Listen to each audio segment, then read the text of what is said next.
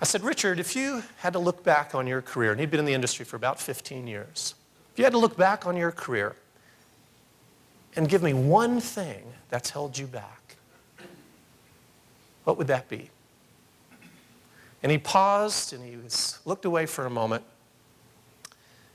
And then he said, Tim, for 8 years, I've had a problem that I've let stand in my way. And he said, I have a rare disorder that causes my eyes to blink like that. And he said, for so many years, I've let that stand in the way, and I've used that as a crutch as to why I haven't been successful. I also wear sunglasses so that people won't notice. I said, Richard, do you think that may have been a barrier for them? And he said, well, what would you do? Now it was my time to pause, my time to look away, my time to think. And this is what I told Richard. I said, Richard, next time you go in to give a presentation, I want you to give him that 22-2, tight presentation.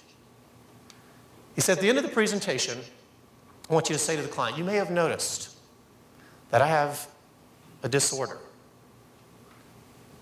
And it's called blepharospasm focal dystonia, which I think is Latin for eyes blink uncontrollably.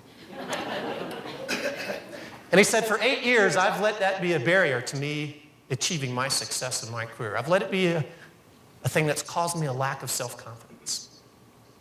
He said, but I want to tell you that I've worked very, very hard to overcome that.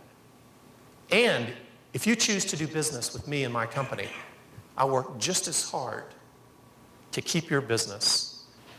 Your greatest weakness overcome can be your source of your biggest success and your biggest strength.